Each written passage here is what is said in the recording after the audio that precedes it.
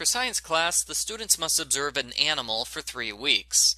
They announce this project with a school assembly, teachers in matching costumes, a theme song, and a chimpanzee. Wow, that is not how teachers gave out assignments at my middle school. Argo Font Book Review, Argo Font Book Review. This book was written by Jonna Beecham and Malcolm Hillgartner. The students are split up into groups of 3 and given the option of visiting Bedford Zoo, which recently received 2 famous gorillas. Marianne is paired with 2 jokers named Alan Gray and Howie Johnson. For about 2/3 of the book, Alan Gray fights with Marianne's boyfriend, Logan Bruno. They're fighting over whose group is going to get the better grade. Our group is better! No, my group is better! And Marianne hates it when they do this. She wrings her hands and wonders, why can't they all just get along instead of trying to compete with each other? You'd think Christy's best friend would be used to competition, but I guess not. Eventually, Marianne asks Logan to stop it, and he does. That's it, the end. It's a subplot that goes nowhere. Get used to that in this book. Christy is paired with Stacy, which is terrible because they're not talking to each other right now. Christy avoids Stacy by studying her dog for the project. I have to imagine every lazy kid in school did the exact same thing. Write down what your pet did for 3 weeks? I could easily do that without doing a ton of work. In the subplot, a local mall has a promotion with an elephant in a cage.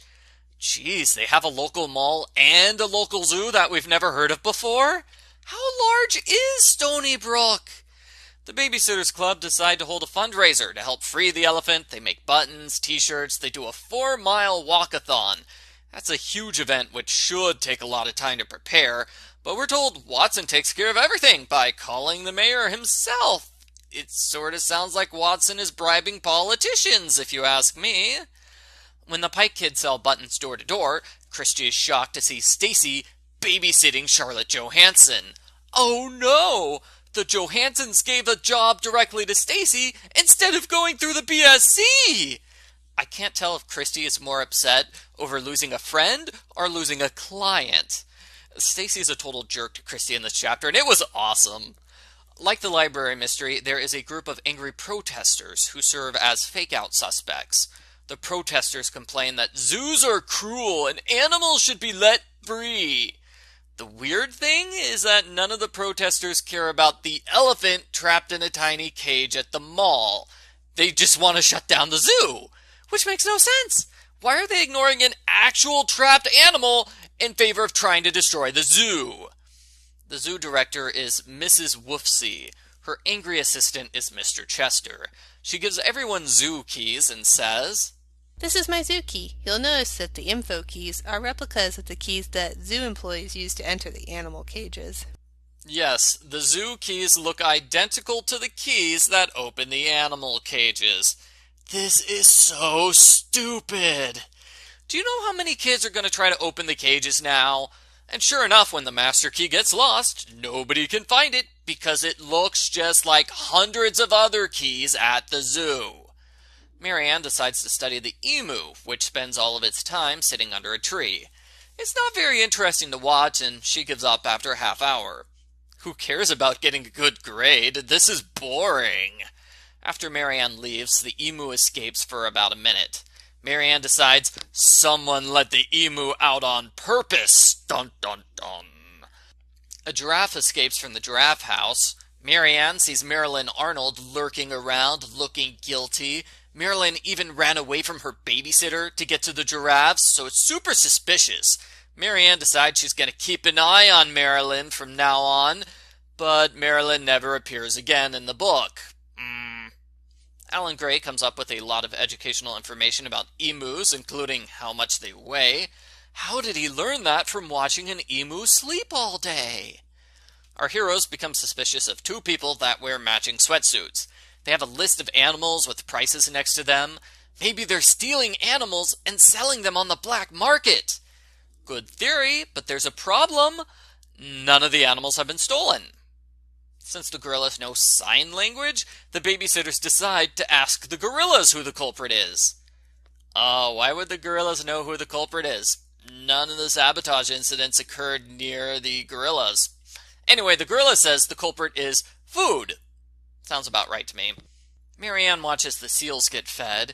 About an hour later, Mr. Chester comes in and says, "Oh no! I was feeding the seals just now when somebody opened the door to a gibbon cage." And obviously he's lying about what just happened because the seals were fed an hour ago. In retrospect, this is a terrible alibi. If it's a well-documented fact that the seals are fed every day at 1 o'clock, your alibi should not be, "I was feeding the seals at 2 o'clock. You run the zoo, dude. How do you not know when the seals are fed? On the day of the elephant walk, Claudia realizes they don't have a boombox, and she doesn't want to ask Stacy for hers, so she sends Charlotte to ask Stacy, and Stacy agrees to help as long as she gets to be at the front of the parade. Christy's humiliated, and oh, those Babysitters Club members are so petty. As you'd expect, the elephant walk is a big success. They raise enough money to save the elephant from them all. Marianne realizes one of her partners has the master key. She accuses Alan Gray. That's how he knew so much about emus. He broke into their pen. Alan confesses he read a book about emus. That's against the rules of the project! Yes, it's against the rules to do research for a science project. This is a dumb rule. Well, as a result of Alan's cheating, they have to throw out all of their work, and they spend the rest of their time studying Marianne's cat. Marianne accuses Howie next. He confesses he found the master key, and he used it on the emu's gate, just to see if it worked. Then he went inside the emu's pen, he got scared, and he left after 3 seconds. But Howie is a super idiot, so he forgot to lock the gate behind him, and that's how the emu escaped. Off-screen, Claudia learns the sweatsuit people are buying animals, not stealing them. So the only suspect left is Mr. Chester. Just in time, Marianne realizes his seal alibi from before was a total lie. Mrs. Woofsy thanks the girls for solving the mystery, but they need proof, so they set Mr. Chester up on the day that the gorillas are going to leave the zoo. The BSC secretly follows him. Claudia takes pictures of him breaking into the gorilla enclosure. Yes, Chester is dumb enough to commit a crime in clear view of a crowd. He is caught red-handed when it turns out the gorillas are fake. They're 2 guys in gorilla suits. They switched out the gorillas hours ago, and nobody noticed the difference. Oh, and the student with the best animal project ends up being Alexander Kurtzman. Who? My research indicates Alexander is a nerd who is mentioned on page 38 of Book 2. I am not joking. The guy who was mentioned once, 100 books ago, is the winner. How do they expect readers to know who he is? The end. Post-book follow-up. This should have been a good mystery book. There were a lot of storylines and red herrings. The problem is that none of them went anywhere. They didn't connect to each other. Like the gorillas identifying the culprit, or the zoo getting threatening letters. Those were introduced and then dropped. Suspect-wise, the worst offender was Marilyn Arnold, who's introduced and immediately forgotten. The protesters also get forgotten as suspects, and while the sweatsuit people were good suspects, it's a letdown that Claudia clears them when nobody else is around.